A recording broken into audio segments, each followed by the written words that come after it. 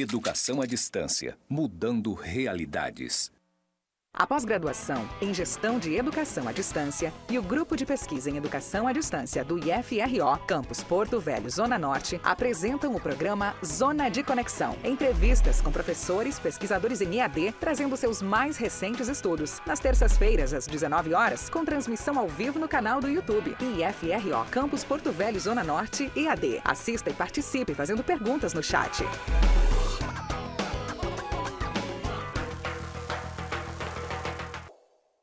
Saudações, pessoas! Sejam bem-vindos a mais um episódio do Zona de Conexão, uma ação do Grupo de Pesquisa em Educação à Distância, o GPED, nessa temporada, em parceria com a Universidade Aberta do Brasil, a UAB, com o curso de licenciatura em Pedagogia EAD e com a pós-graduação em Gestão de Educação à Distância, edição especial CONAP, Congresso Amazônico de Pedagogia. Ai, que tudo! Porque a gente é chique, né? A gente é da Amazônia, então a gente é chique.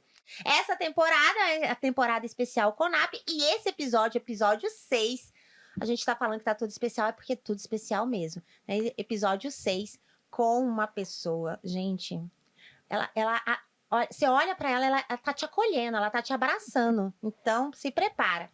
A pedagogia Freinet no chão da escola e vou iniciar com a minha audiodescrição.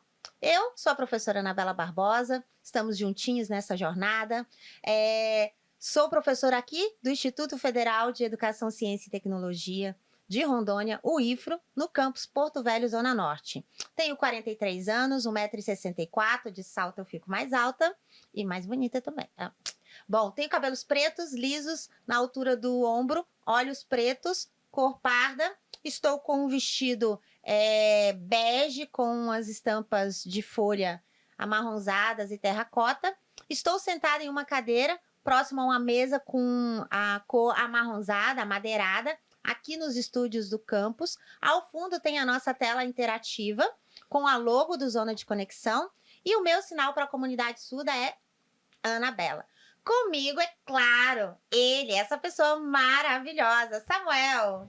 Olá, olá, pessoal. Sejam muito bem-vindos ao nosso 6º episódio do Zona de Conexão da 4ª temporada. Essa temporada tá maravilhosa, né, pessoal? A gente já teve vários outros entrevistados e hoje não tá diferente. A professora Anabela já adiantou ali um pouquinho, tá sendo maravilhoso, porque a gente estava aqui nos bastidores já conversando, já desfrutando aqui de momentos maravilhosos. E não só nos bastidores, mas a gente já teve vários momentos do CONAP, que a entrevistada de hoje, eu já ia falando que já ia dando spoiler. Que a entrevistada de hoje já compartilhou muito, já falou, já nos inspirou muito e hoje vai ser mais um momento de inspiração para todos nós. Vou convidar você para assistir as palestras do CONAP, interagir aqui com a gente, mandar suas perguntas, fazer o seu registro de participação aqui nesse programa de hoje. E também, mas antes de apresentar quem é a nossa entrevistada de hoje, eu vou fazer a minha audiodescrição. Sou Samuel Santos. O meu sinal na comunidade surda é este. Sou um homem de estatura mediana, tenho 1,72 m, cabelos encaracolados, sou de cor parda, uso óculos, tenho os olhos verdes, estou vestindo uma camiseta preta. Atrás de mim tem eu estou aqui nos estúdios do Campus Porto Velho, Zona Norte. Atrás de mim tem uma parede branca com alguns pontilhados cinza. Estou na mesma bancada que a professora Anabela acabou de descrever para vocês. E aí a gente tem algumas questões, mas eu sei que vocês estão aí, todo mundo curioso, né, para saber quem é a nossa entrevistada de hoje. E será que a gente faz mais suspense, Anabela? Não, gente já vamos falar. Então hoje a gente tem a honra de entrevistar a professora Adriana. Ela é doutora, inspiradora. E aí, como a Anabela já falou, a gente vai falar sobre um pouquinho da pedagogia de Freinet no chão da escola, que assim, olha, vocês vão ser inspirados, assim como nós já estamos. Professora, seja muito bem-vinda. É uma honra pra gente, pro IFRO, pro Zona de Conexão, ter você aqui com a gente e você dedicar esse tempinho para essa conversa com Zona de Conexão. Seja muito bem-vinda. Obrigada, Samuel. Obrigada, Anabela. Meu nome é Adriana, eu sou professora da Universidade Federal de Uberlândia, sou uma pessoa branca, cabelos curtos, encaracolados, estou usando algumas presilhas no cabelo, um brinco redondinho, pequeno, um colarzinho discreto, uso óculos no formato quase quadrado. Estou usando uma blusa branca com floral marrom e tenho 1,63 m de altura e 80 quilos. Eu estou muito feliz de estar aqui com vocês nesses dias, nesse evento em que eu fui muito bem acolhida. Eu não sei se eu ensinei alguma coisa, mas que eu aprendi muito, eu aprendi. Com certeza nos ensinou, nos inspirou e nos alegrou com a sua presença. Isso tenho certeza. E com certeza, quem está em casa já está ali, ó, pensando para o como vai aproveitar mais esse momento. Professora, a gente já vai começar o nosso bate-papo aqui no Zona de Conexão. E aí a gente vai...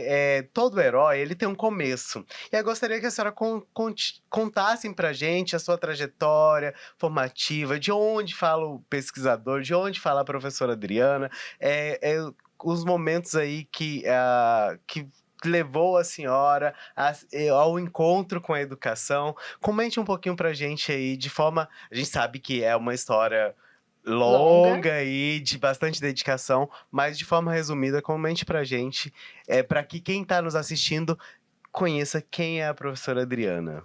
Certo. Eu queria dizer principalmente que eu sou uma pessoa vinda da classe trabalhadora. Meus pais são trabalhadores, meu pai carpinteiro, minha mãe dona de casa, os dois com pouca escolaridade.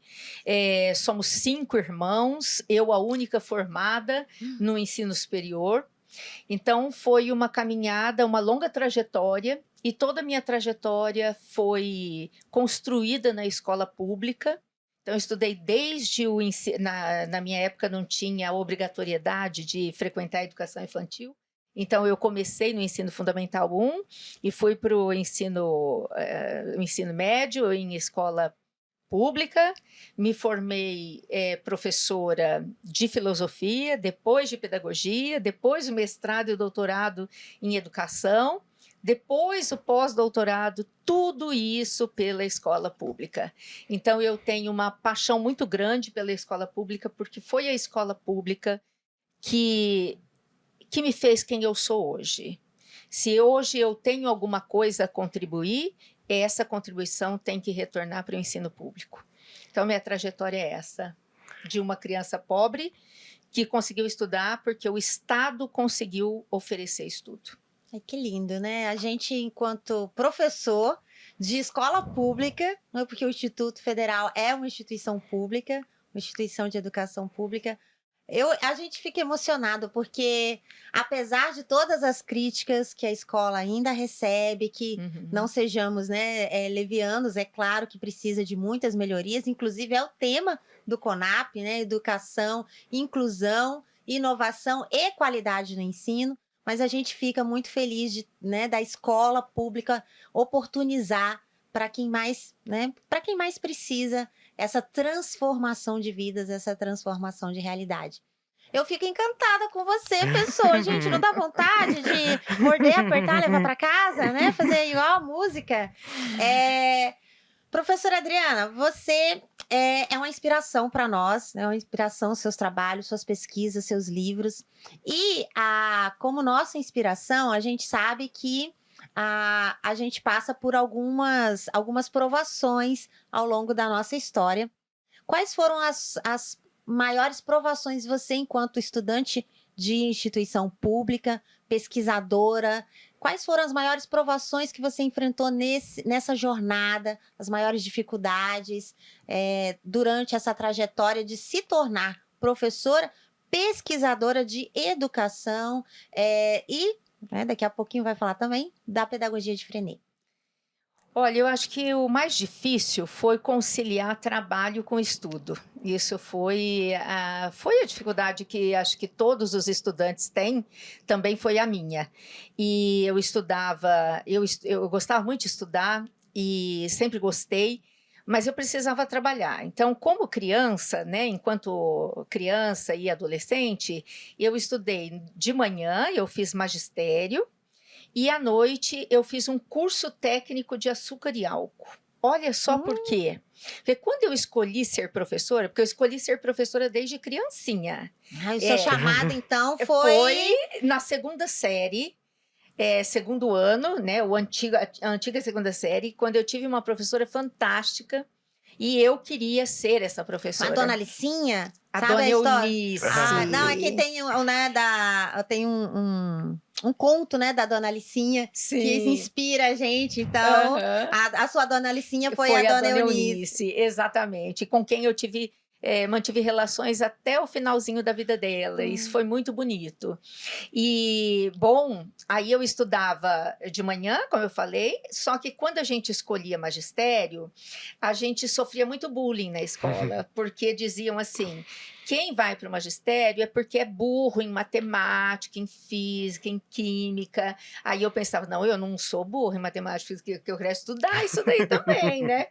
E aí eu fiz o curso também técnico em açúcar e álcool, justamente porque eles ofereciam essa oportunidade de estudar química, física, justamente para trabalhar, para preparar o trabalhador das usinas açucareiras que existiam ali em volta da cidade onde eu nasci, que é Jaboticabal.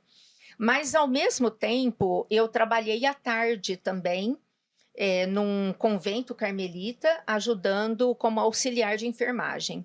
Isso para fazer as coisinhas que eu precisava na escola, comprar um livro, comprar um material, porque eram muitos, né, os meus irmãos e o meu pai que trabalhava, era o único que trabalhava, então não tinha dinheiro para caderno, para livro, para tudo que precisava. E esse período da tarde foi maravilhoso também, e ali sedimentou ainda mais a minha vontade de pesquisadora, de professora, porque ali eu conheci o que na minha casa eu não tinha. Então, eu conheci o canto gregoriano, eu comecei a ler Teologia da Libertação. Tudo isso foi muito importante para aumentar a minha capacidade crítica de ver o mundo, de ver que curiosidade. a minha curiosidade. Por que essas pessoas estão tão pobres aqui? Né? Porque era um espaço, um ambulatório que a gente ajudava a cuidar de doentes que não tinham para onde ir. E isso tudo começou uma militância muito grande, eu comecei a estudar muito e quero encontrar respostas para o mundo, e eu fui para filosofia.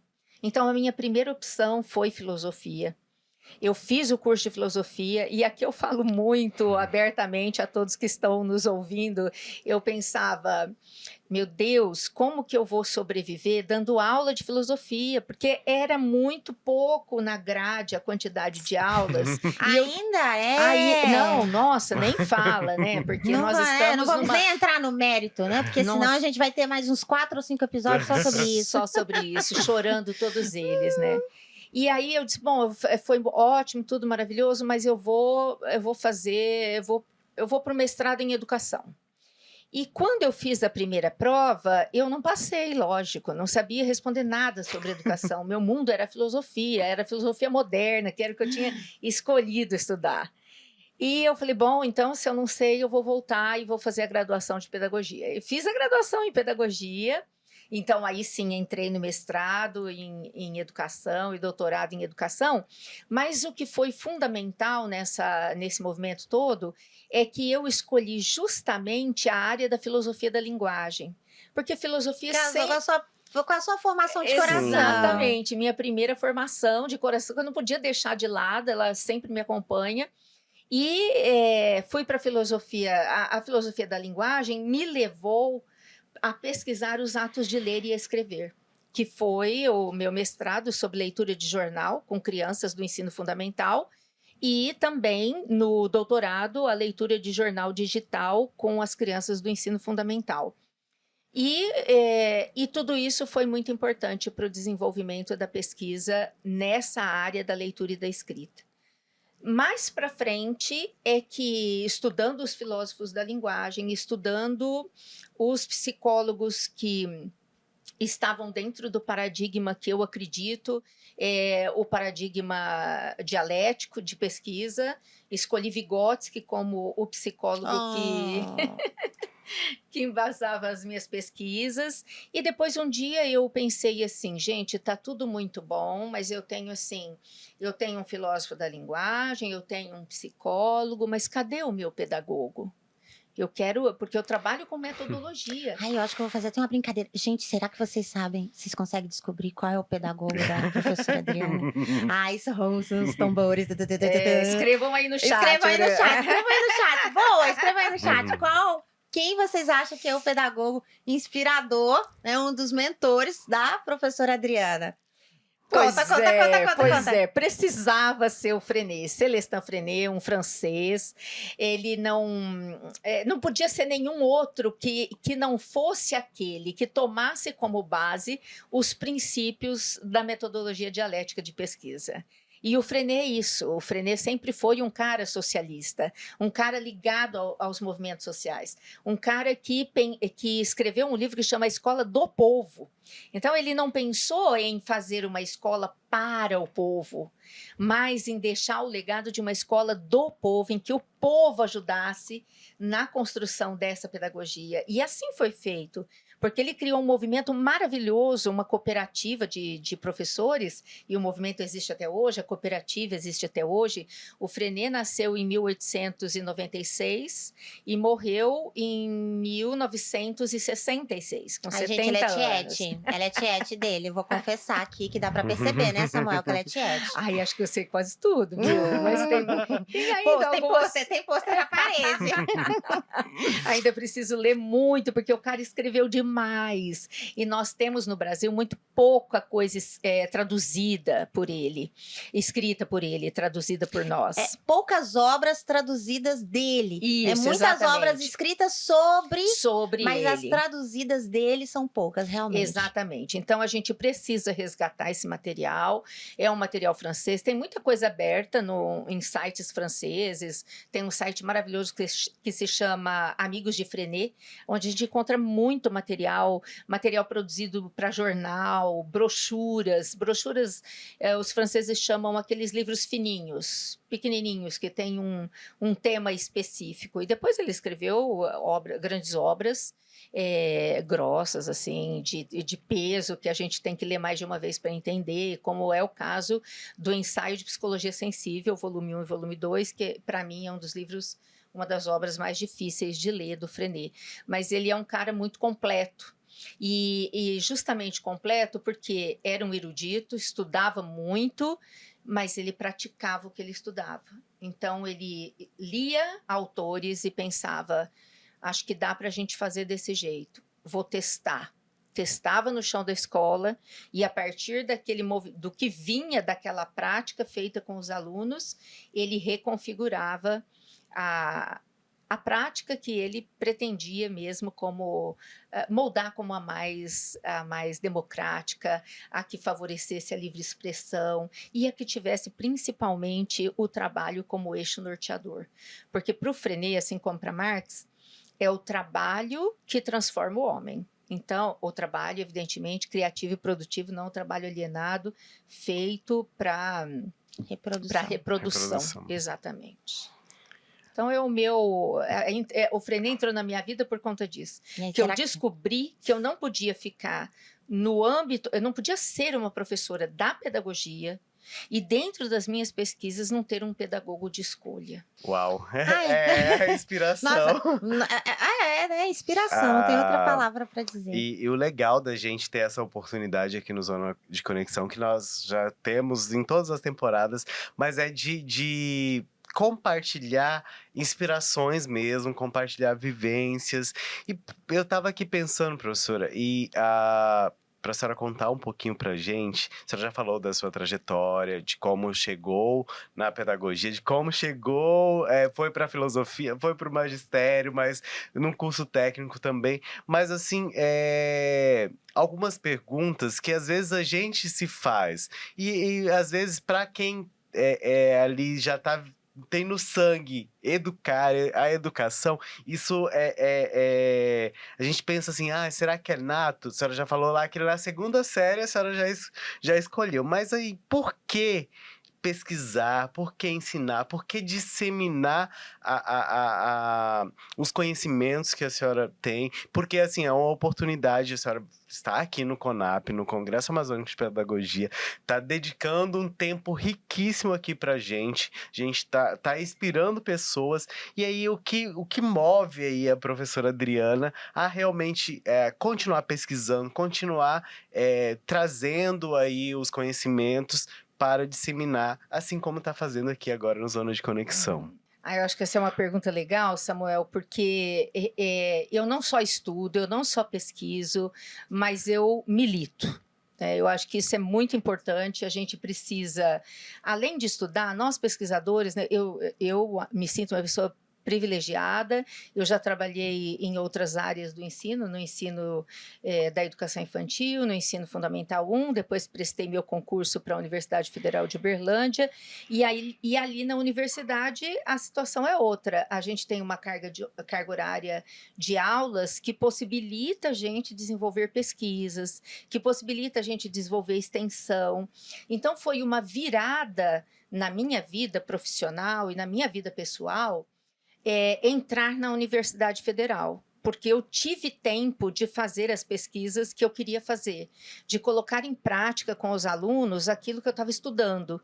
Isso foi muito importante para mim. Agora, eu não posso, não entra na minha cabeça, desde aquela jovem lá que estudou nos movimentos de base, estudar, escrever um artigo e pronto.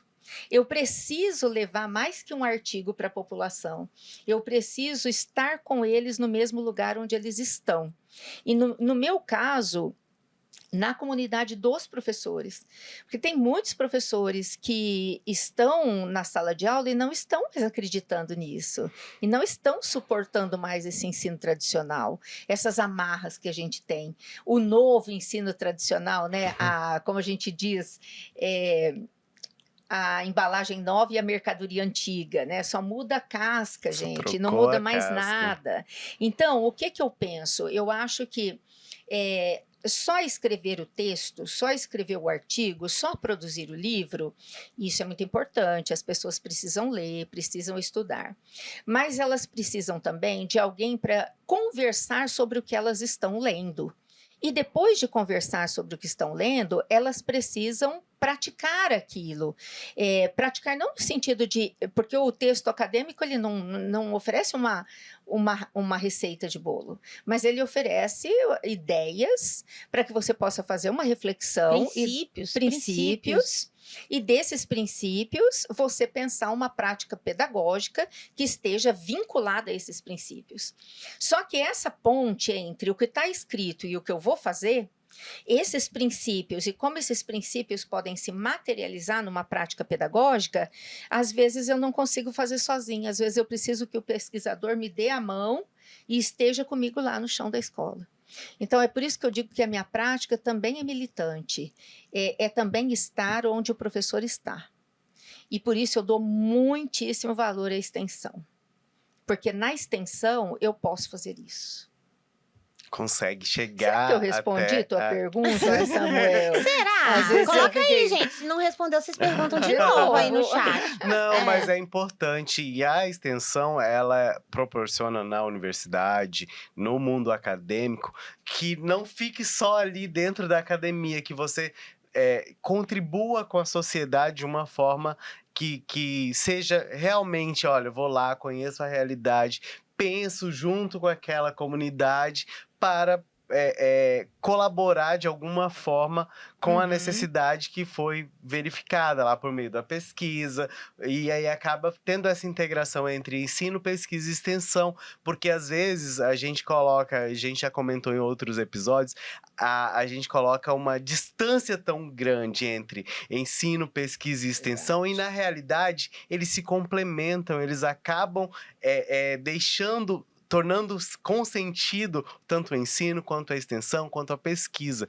E eu acho isso fantástico. E é desafiador, porque aí a gente acaba saindo da zona de conforto, de só estar lá na sala de aula e ter que pensar junto com uma comunidade específica, mas isso eu acho maravilhoso e importante para a sociedade. A academia, a ciência, só nas paredes da academia, ela acaba não perdendo um pouco do sentido, né? E a extensão tem esse papel de tão lindo da gente levar para a sociedade e acabar continuar inspirando também, não só aqui no nosso ambiente, né? E você sabe, Samuel, que eu acho que eu não respondi uma parte da questão, mas assim, por que educação? Porque a educação, ela muda as pessoas. A educação muda mesmo, ela Sim. humaniza um animalzinho. Porque, assim, o jeito... Eu não poderia jamais ser uma professora só pela vocação. Ah, nasci com vocação de ser professora. Não, jamais. Como eu comentei, eu tinha a professora Eunice. E a professora Eunice me influenciou. E é exatamente assim que acontece no mundo. As pessoas se relacionam com o outro. Gente, então a professora Eunice era influencer. Influencer. Olha que tudo, hein? Não, Muito pensando aqui, né? influencer, Na verdade, eu acredito que... vou falar uma verdade aqui. Eu acredito que nós, professores, somos os grandes influencers Acredito. da realidade, da nossa história cultural aí, do nosso processo histórico, nós somos os maiores influenciadores. Exatamente. E assim, o papel do professor é tão importante que nosso papel não é formar trabalhadores, não é formar pessoas para o emprego na sociedade, porque muita gente tem essa visão distorcida. A educação é importante, por quê? Porque eu preciso estudar para depois conseguir um bom emprego, para ter um bom nível de vida e tal. Educação não é para isso. Educação é para você criar as capacidades humanas que você nasceu com elas, inatas, a capacidade de gerar capacidades, só que se você não tiver o trabalho e o outro, você vai continuar do jeitinho que você nasceu.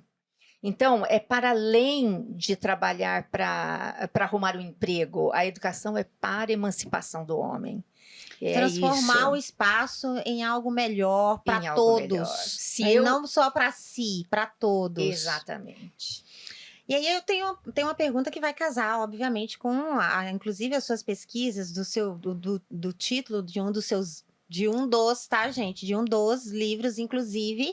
Aí, se vocês tiverem dúvidas, curiosidade, tá todo o material descrito no episódio.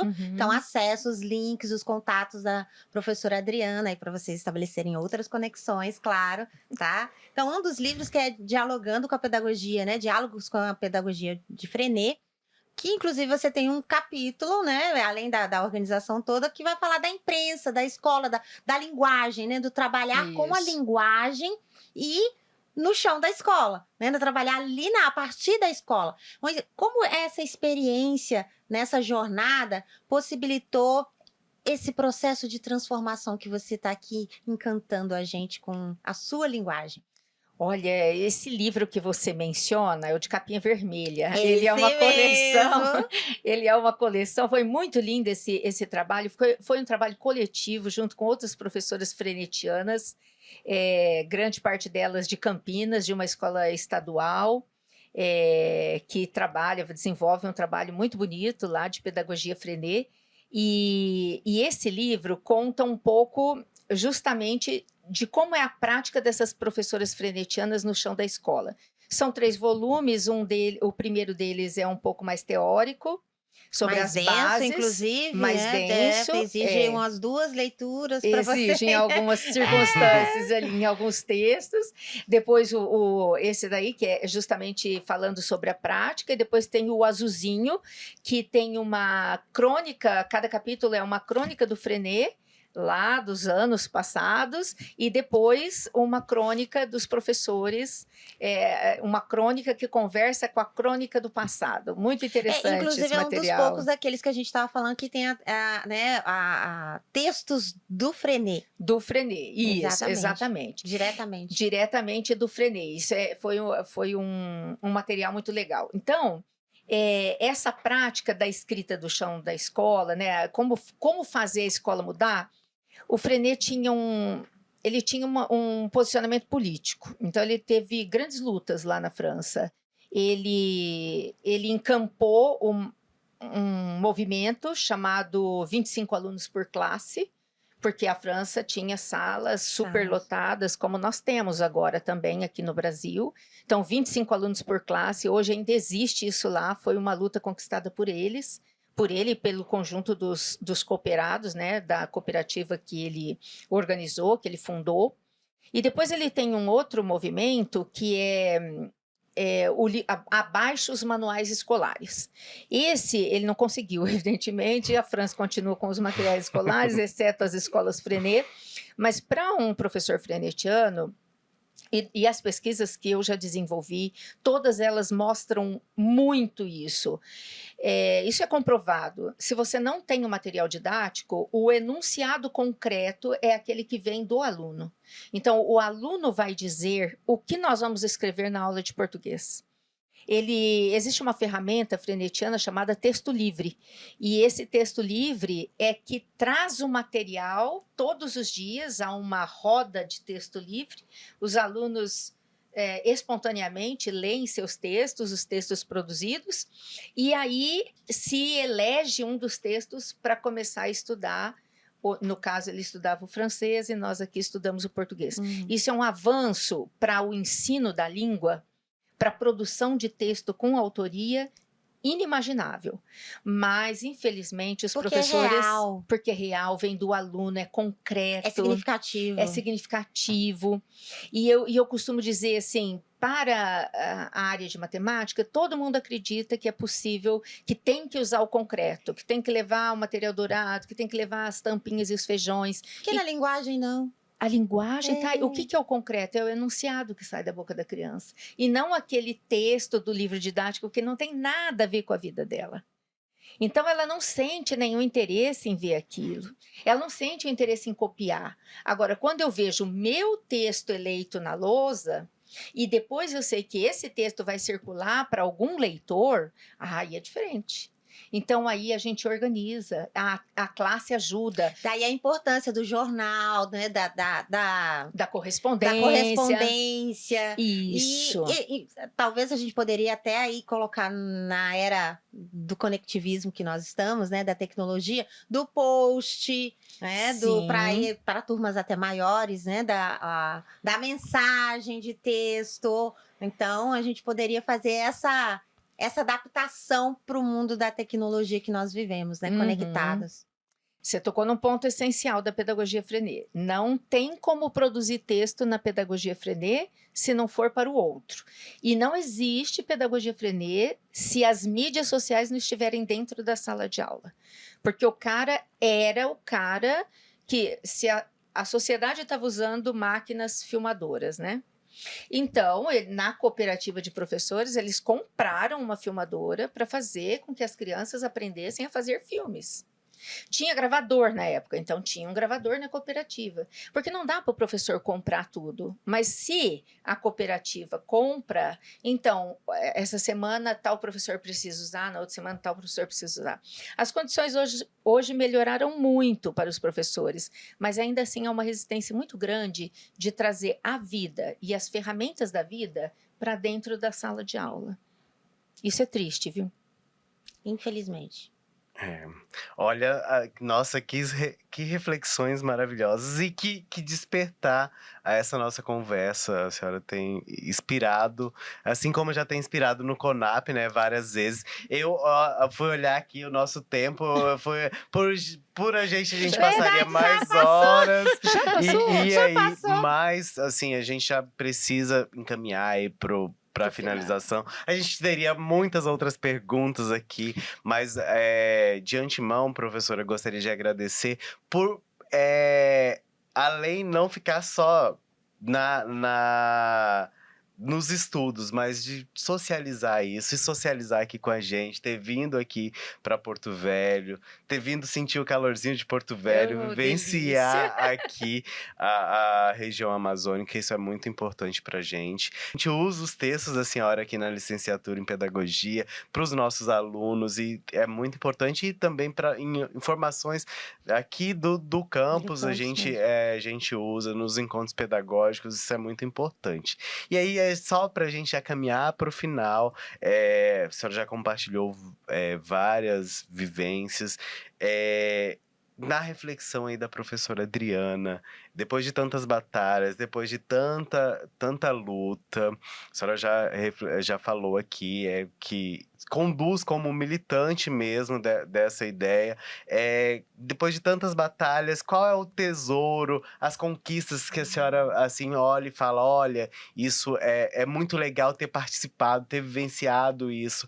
Quais são as vitórias que a gente pode elencar aqui? Algumas, sei que tem várias, mas falamos de batalhas, de desafios, mas também vamos falar aí dos avanços, das conquistas. Nossa, é mais difícil falar de conquistas, eu tô achando, viu? Mas uma coisa que me agrada muito é essa coleção que a gente tem, que muitos professores leem, e a gente percebe isso, né? Nós escolhemos a editora Pedro e João, que é uma editora que eu gosto muito, porque ela faz uma democratização de publicações, né? Então, nós fazemos o texto impresso, na quantidade que o dinheiro dá, né? E depois o livro em PDF que todo mundo pode utilizar. Então, acho que isso é uma conquista Fantástico. Muito importante, né? E um processo de democratização. De democratização. Porque nem a gente sabe que ainda hoje um livro é muito caro. É muito caro, exatamente. A outra conquista, um outro tesourinho que eu tenho aqui no meu coração é o Grupo Lecture, que eu não poderia deixar de falar. As lecturianas que estão nos ouvindo, que é o grupo de pesquisa que eu coordeno junto com a professora Valéria na Universidade Federal de Uberlândia.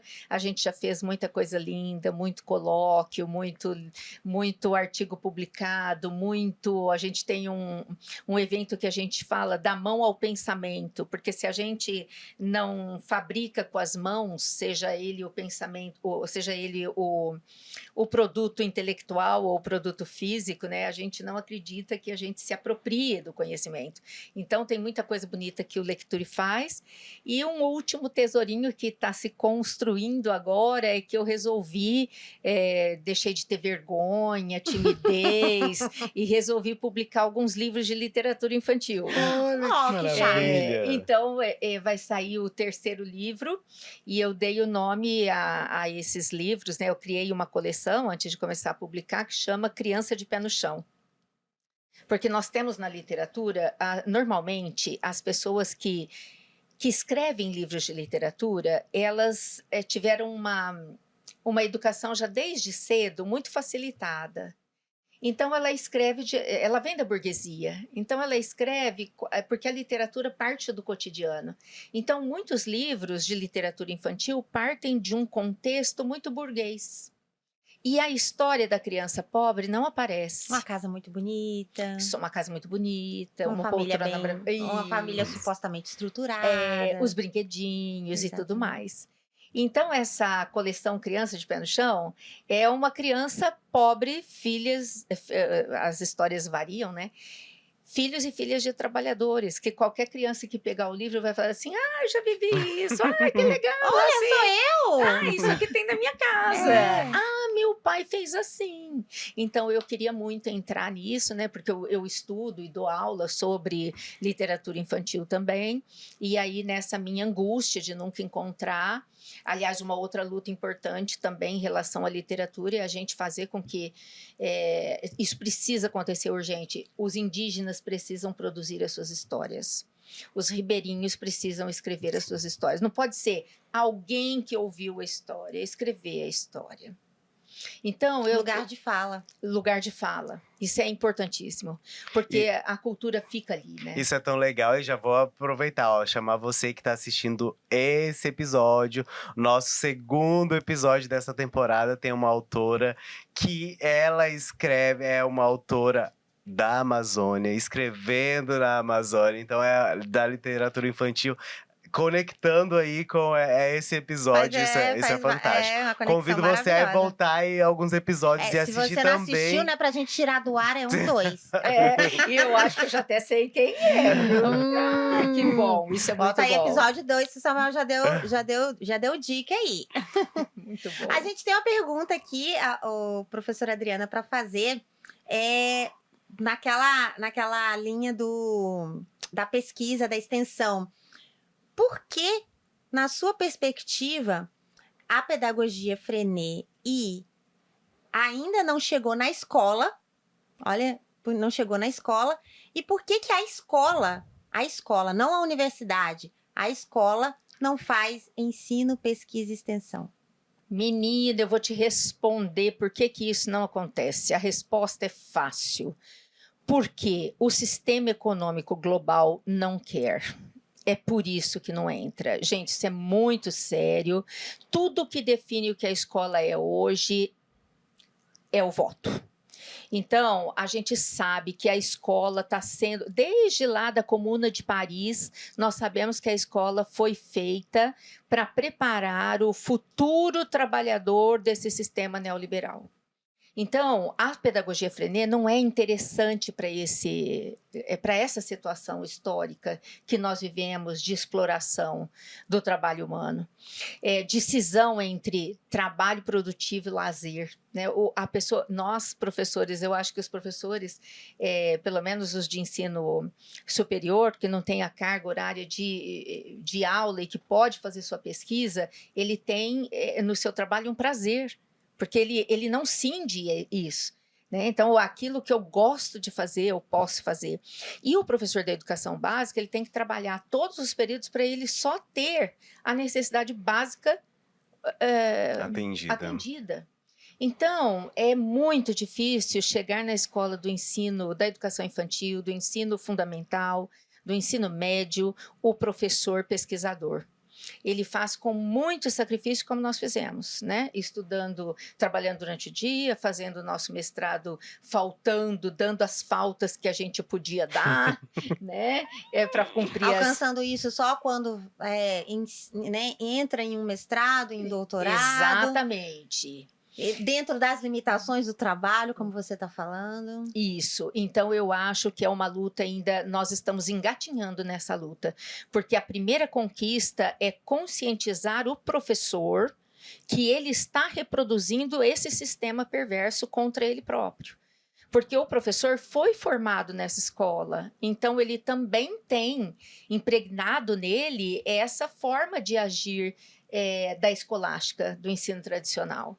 Então, é um trabalho de formiguinha, é um trabalho de conscientização muito demorado, mas que a gente não pode desanimar, né? A gente tem que ir fazendo, tem que dar a mão e falar, desconfia disso, e assim vai. E continuando assim como a senhora tem feito aqui nesses dias do nosso congresso, olha, gostaria de agradecer a jornada da senhora, é uma jornada inspiradora. Obrigada. Nos inspira, e que bom que a senhora dedicou esse tempo a compartilhar das vivências aqui junto com Zona de Conexão. Isso é muito importante, a gente ter esses momentos aqui. E para resumir e já para a gente finalizar, já vou aproveitar e já vou me despedir do pessoal, agradecer aí a Anabela, o pessoal do estúdio, todos vocês que interagiram aqui com a gente, que esteve com a gente nesse episódio e nos demais. Uma mensagem que você gostaria de deixar para quem está iniciando nesse caminho, para os nossos licenciandos, para quem está iniciando ali no curso de pedagogia, uma mensagem que a senhora poderia deixar? O esperançar é assim, gente, não desiste da educação. A educação é tudo que a gente pode ter para a gente e a gente pode deixar de legado para o outro. Não desistam da educação, permaneçam no magistério. Essa é a minha mensagem para vocês. Que lindo, Que obrigado. lindo, né? Não teria como terminar diferente. Nós agradecemos em nome do Instituto Federal, né, o professor Moisés, nosso reitor, o Jefferson, nosso diretor aqui do Campus Porto Velho, Zona Norte, e um agradecimento especial em nome da professora Ana Cláudia, da Universidade Aberta do Brasil, aqui do Campus Porto Velho. Né? Agradeço aí esses diálogos frenetianos que nós tivemos aqui agora, né? Que continuam inspirando a gente. Que bom que continuam nos inspirando. Uhum. Samuel, nossa parceria é de coração, pessoa. Professora Adriana, é uma honra estar neste espaço com você, conversar sobre essas temáticas, e espero que o nosso diálogo aqui tenha provocado, nem que seja um pouquinho, né? Quem está aí acompanhando a gente, quem está nos assistindo, quem está participando aqui do CONAP. Então, agradeço a toda a equipe dos estúdios aqui do Campus Porto Velho, Zona Norte, a Tássia, o Romero, o Falcão, o Denilson, o Flávio, toda a equipe dos estúdios, que permitem que esse episódio, que o Zona de Conexão cheguem até você. Uma ação do Grupo de Pesquisa em Educação à Distância, o GEPED, do curso de licenciatura em Pedagogia EAD, em parceria com a Universidade Aberta do Brasil, a UAB, e edição especial do Congresso Amazônico de Pedagogia, o CONAP. Até a próxima. Bonanças! Tchau, tchau, pessoal. Tchau, obrigada. A pós-graduação em Gestão de Educação à Distância e o Grupo de Pesquisa em Educação à Distância do IFRO, Campus Porto Velho, Zona Norte, apresentam o programa Zona de Conexão. Entrevistas com professores, pesquisadores em EAD, trazendo seus mais recentes estudos. Nas terças-feiras, às 19 horas, com transmissão ao vivo no canal do YouTube. IFRO, Campus Porto Velho, Zona Norte, EAD. Assista e participe fazendo perguntas no chat.